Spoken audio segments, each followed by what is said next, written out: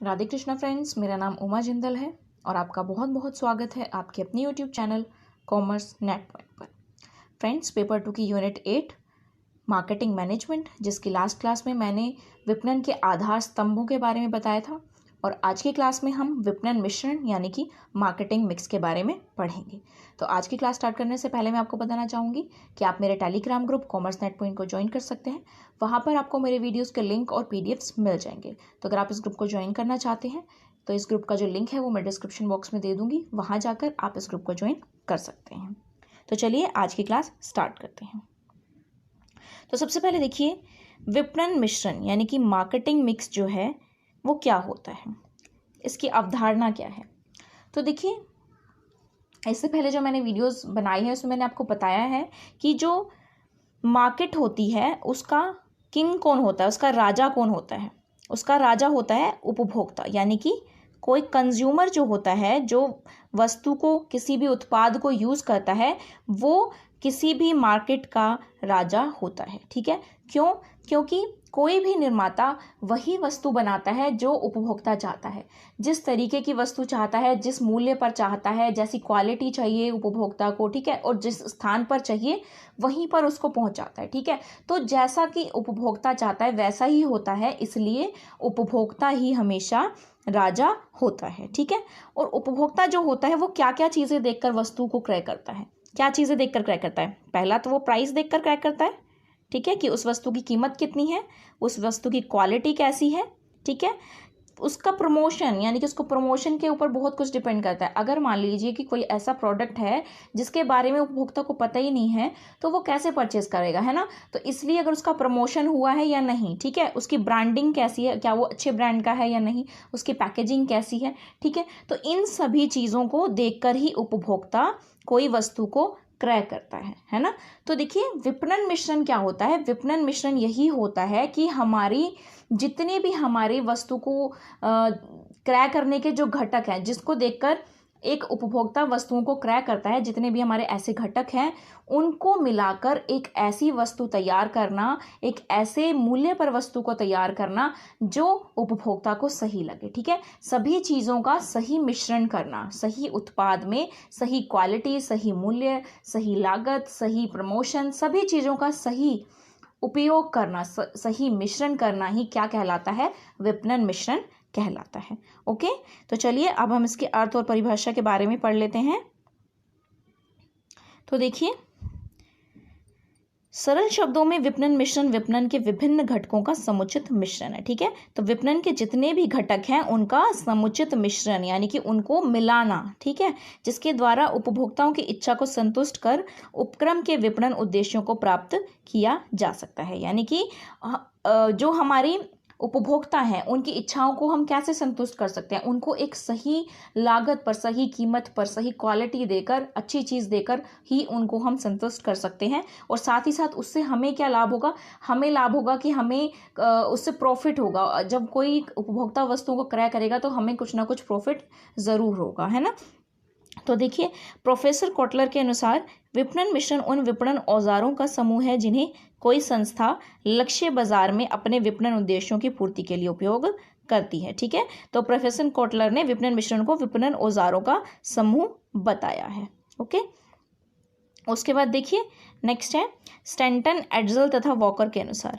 तो विपणन मिश्रण 4 घटकों उत्पाद, मूल्य, संरचना, वितरण व्यवस्था तथा संवर्धनात्मक क्रियाओं का संयोजन है। तो जो स्टैंटन, एड्जल और वॉकर है उन्होंने बोला है कि विपणन मिश्रण जो है वो 4 घटक उत्पाद, मूल्य, संरचना, वितरण व्यवस्था और संवर्धनात्मक क्रियाओं का संयोजन है, जिनका किसी संस्था के लक्ष्य बाजार की आवश्यकता को संतुष्ट करने तथा साथ ही विपणन उद्देश्यों को पूरा करने के लिए उपयोग किया जाता है। ओके, तो निष्कर्ष रूप में कहा जाता है कि विपणन मिश्रण का अर्थ उन 4 घटकों या क्रियाओं के मिश्रण से है, ओके, जिनकी सहायता से कोई भी संस्था ग्राहकों की आवश्यकता को संतुष्ट करते हुए विपणन उद्देश्यों को प्राप्त करती है। ठीक है, तो विपणन मिश्रण क्या है? उन 4 घटक या क्रिया, कोई भी जो 4 घटक बताए गए हैं विपणन मिश्रण के, उनका मिश्रण, यानी कि उनको सही तरीके से मिलाना, उनको सही तरीके से उनका संयोजन करना कि एक अच्छा प्रोडक्ट जो है वो बनकर तैयार हो, कंज्यूमर जो है, हमारे उपभोक्ता जो है उससे सेटिस्फाई हो, ठीक है, वो संतुष्ट हो उस प्रोडक्ट से। ठीक है,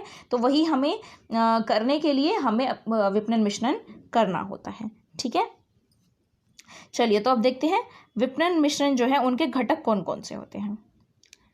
तो सबसे पहले देखिए, जो विपणन मिश्रण है इसके अलग अलग प्रोफेसर्स जो रहे हैं, अलग अलग जो विद्वान रहे हैं, उनके अपने अपने मत हैं। उन्होंने अपने अपने हिसाब से विपणन मिश्रण के अलग अलग घटक बताए हैं। उन्होंने किसी को किसी श्रेणी में रखा है, किसी को किसी श्रेणी में रखा है। ठीक है, जैसे प्रोफेसर फ्रे है, उन्होंने विपणन मिश्रण के 2 घटक बताए हैं। ठीक है, लेजर एवं केली हैं, उन्होंने विपणन मिश्रण के 3 घटक बताए हैं। लेकिन जो मैकार्थी हैं, सबसे जो पॉपुलर यहाँ पर विपणन मिश्रण के घटक हैं, वो किसने दिए थे? वो मैकार्थी ने दिए थे। ठीक है, मैकार्थी ने 4P जो दिए थे उसे विपणन मिश्रण कहा जाता है। ठीक है, ये सबसे पॉपुलर विपणन मिश्रण के घटक माने जाते हैं। उन्होंने 4Ps दिए थे। ठीक है, तो हम उनके ही बारे में एक एक करके डिटेल में पढ़ेंगे। ठीक है, तो देखिए विपणन मिश्रण के 4Ps यानी कि हमारे विपणन मिश्रण के 4 घटक है। सबसे पहला है प्रोडक्ट यानी कि उत्पाद। ओके, उत्पाद, उसके बाद नेक्स्ट है प्राइस यानी कि कीमत, उसके बाद प्रमोशन यानी कि संवर्धन, और उसके बाद है प्लेस यानी कि स्थान। ठीक है, तो ये 4Ps कहे जाते हैं, product, price, promotion and place. ठीक है, तो आप इसको इजीली याद कर सकते हैं। 4Ps, first P for product, next second P price, third P promotion and 4P place. ठीक है, तो ये मैकार्थी ने दिए थे, तो इसको ही सबसे बेस्ट विपणन मिश्रण माना जाता है। तो ठीक है, तो उत्पाद के अंदर क्या क्या चीज़ें आती हैं यहाँ पर? उत्पाद नियोजन, उत्पाद की किस्म, उत्पाद का रंग रूप, शैली, ब्रांड पैकेजिंग, आश्वासन सेवा का स्तर, प्रमापीकरण। ठीक है, तो ये सब उत्पाद से रिलेटेड इसके अंदर आती है। प्राइस से रिलेटेड इसके अंदर, और प्रमोशन के रिलेटेड जितनी भी चीज़ें होती हैं वो प्रमोशन के अंदर, और प्लेस यानी कि स्थान से रिलेटेड जितनी भी चीज़ें होती हैं वो हमारी प्लेस के अंदर आती है। तो चलिए इसको डिटेल में पढ़ते हैं। सबसे पहले उत्पाद मिश्रण उत्पादों का वह समूह है जिसे कोई संस्था विक्रय हेतु बाजार में प्रस्तुत करती है। संस्था के उत्पाद मिश्रण में एक या अनेक उत्पाद रेखाएं हो सकती हैं। ठीक है, तो उत्पाद मिश्रण क्या है? उत्पादों का वह समूह, उत्पादों का समूह यानी कि कई उत्पादों का समूह जिसे कोई भी संस्था विक्रय के लिए बाजार में प्रस्तुत करती है। ठीक है ना, संस्था के जो उत्पाद मिश्रण होता है उसके अंदर अन्य अनेक उत्पाद रेखाएं भी हो सकती हैं। ठीक है, यानी कि कई सारे जो हैं उसके अंदर प्रोडक्ट्स हो सकते हैं। उत्पाद रेखा उत्पादों की एक ऐसी श्रृंखला है जिसके लक्षण लगभग एक समान होते हैं, किंतु ऐसे उत्पादों को अलग अलग ब्रांड नामों से बाजार में बेचा जाता है तथा प्रत्येक उत्पाद का मूल्य अलग होता है।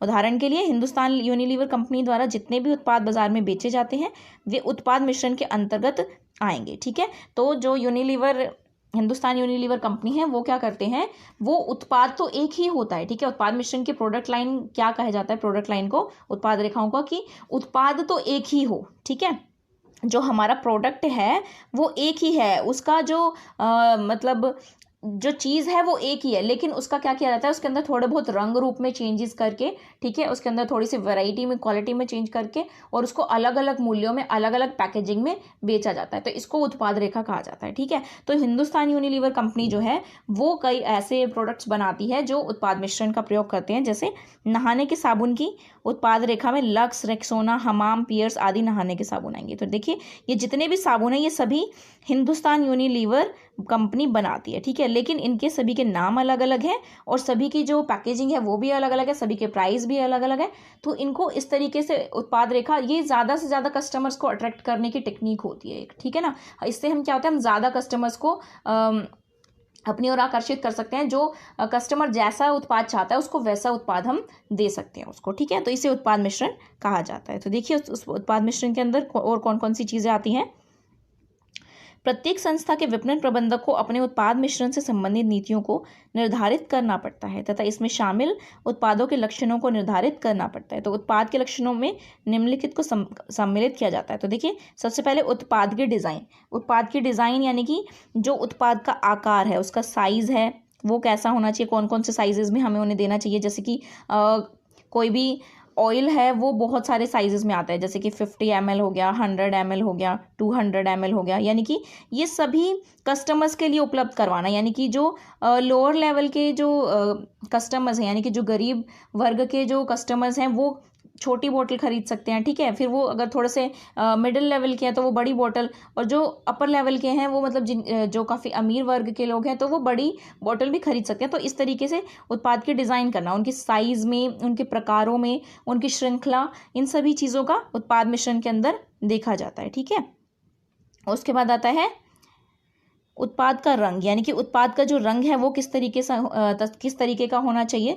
वो हमारा जो प्रोडक्ट होता है उससे रिलेटेड होना चाहिए, ठीक है। उससे रिलेटेड अगर हमारा रंग होगा उत्पाद का तो वो और अट्रैक्टिव लगता है। उत्पाद की पैकेजिंग कैसी हो, ठीक है, उसके अंदर क्या क्या चीज़ें आनी चाहिए कि उत्पाद की जो पैकेजिंग होती है वो उत्पाद यानी कि जो हमारा प्रोडक्ट है उसकी सुरक्षा तो करे ही करे, साथ में वो आकर्षक भी लगे, उसके ऊपर ट्रेडमार्क वगैरह, ठीक है, ये सभी चीज़ें। उत्पाद का ब्रांड और लेबल, उत्पाद का स्वाद जो है उस पर भी ध्यान दिया जाता है। विक्रयोपरांत सेवाएं, विक्रयोपरांत सेवाएं यानी कि कोई वस्तु के ऊपर अगर हम किसी गारंटी दे रहे हैं या कोई वारंटी दे रहे हैं, ठीक है, तो ये सभी विक्रयोपरांत सेवाएं कहलाती है। उसके बाद उत्पाद की ख्याति, उत्पाद की ख्याति यानी कि जो प्रोडक्ट है उसकी मार्केट में क्या गुडविल है, क्या ख्याति है, वो कितना पसंद किया जाता है, ठीक है। तो इन सभी चीज़ों को इसके अंदर देखा जाता है। उसके बाद आता है हमारा मूल्य मिश्रण।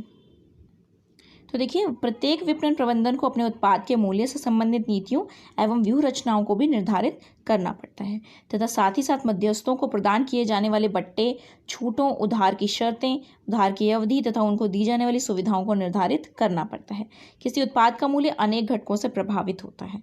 तो देखिए, सबसे पहले वस्तु की बाजार मांग, यानी कि जो वस्तु है उसकी मार्केट में कितनी मांग है, क्या उसकी जो मांग है वो बहुत ज़्यादा है, ठीक है, तो ये एक बहुत बड़ा फैक्टर होता है। उसके बाद विद्यमान प्रतियोगिता की स्थिति एवं स्तर, यानी कि अगर जो है मार्केट में अगर जो कंपटीशन है वो बहुत ज़्यादा है तो हमें वहाँ पर अपने जो मूल्य हैं वो कम रखने पड़ते हैं, ठीक है। तो ये भी देखना पड़ता है कि जो मार्केट में कंपटीशन है, जो प्रतियोगिता है, वो उसकी स्थिति क्या है, कौन से लेवल पे है कंपटीशन मार्केट में, ठीक है।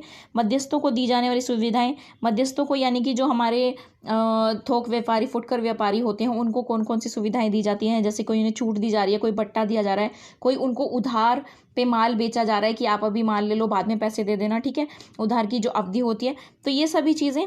उसके बाद आता है उत्पाद की लागत एवं लाभदेयता, ठीक है। उत्पाद की लागत जो है उसके ऊपर भी देखा जाता है कि उत्पाद की जो लागत है वो कितनी आ रही है, और लाभदेयता यानी कि उसके अंदर हमें अपना प्रॉफिट भी ऐड करना होता है, ठीक है, तो प्रॉफिट भी देखना होता है। उसके बाद संस्था की ख्याति, यानी कि जो हमारी संस्था है, जो हमारी ऑर्गेनाइजेशन है, उसकी गुडविल कैसी है, क्या अभी वो मार्केट में नई है, क्या अभी वो मार्केट में मतलब काफ़ी गुडविल प्राप्त कर चुकी है, ठीक है। तो ये सभी चीज़ें जो हैं वो मूल्य मिश्रण के अंदर देखा जाता है। तो इन सभी को अच्छी तरीके से मिश्रित करके ही कोई विपणन तैयार किया जाता है, ठीक है। उसके बाद आता है वितरण मिश्रण, वितरण यानी कि डिस्ट्रीब्यूशन मिक्स, ओके। तो देखिए, वितरण मिश्रण में उन सभी बातों को सम्मिलित किया जाता है जिनके द्वारा उत्पाद उत्पादक से उपभोक्ता तक पहुंचता है, ठीक है। तो वितरण का मतलब ही है डिस्ट्रीब्यूशन, यानी कि जो हमारा प्रोडक्ट है उसको डिस्ट्रीब्यूट करना, यानी कि उसको उपभोक्ता तक पहुंचाना, ठीक है। तो इसके अंदर सारी वो चीज़ें आएंगी जो उत्पाद उत्पादक से उपभोक्ता तक पहुंचाती हों, जो भी चीज़ें हेल्प करती हैं एक उत्पाद को उत्पादक से उपभोक्ता तक पहुंचाने में, वो वितरण मिश्रण के अंदर आती हैं, ठीक है। तो इनमें उन सब नीतियों एवं व्यूह रचनाओं को शामिल किया जाता है जो उत्पाद के भौतिक वितरण एवं परिवहन के लिए आवश्यक होती हैं, ठीक है। तो जितनी भी भौतिक वितरण यानी कि फिजिकल डिस्ट्रीब्यूशन जो है कि एक प्रोडक्ट जो है एक जगह से दूसरी जगह पहुंचे, तो उसके अंदर जो भी चीज़ें आती हैं वो सभी यहाँ पर व्यूह रचनाएं इसके अंदर या नीतियाँ बनाई जाती हैं, ठीक है।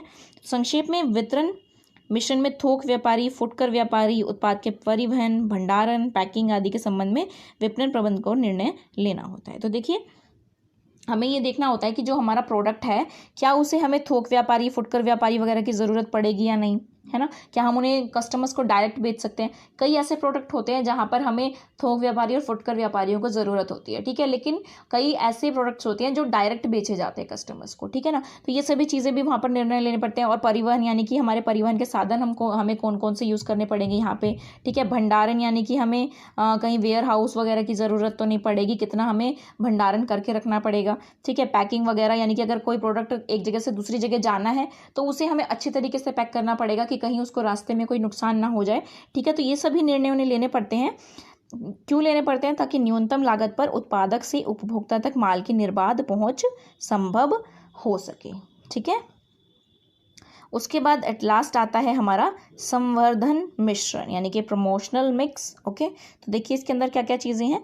संवर्धन मिश्रण में उन सभी बातों को सम्मिलित किया जाता है जिसके द्वारा उपभोक्ता को उत्पादों से संबंधित सूचनाएं दी जाती हैं। ठीक है, संवर्धन यानी कि प्रमोशन, और प्रमोशन यानी कि उसके अंदर उत्पाद उपभोक्ताओं को बताना कि कौन कौन से प्रोडक्ट हैं जो उन्हें परचेज करने चाहिए, उन्हें क्रय करने चाहिए, उनके अंदर क्या क्या क्वालिटीज़ हैं, उनको बताना कि आपकी ज़रूरत की वस्तु हैं। ठीक है, तो उन्हें उसको क्रय करने पर मजबूर करना।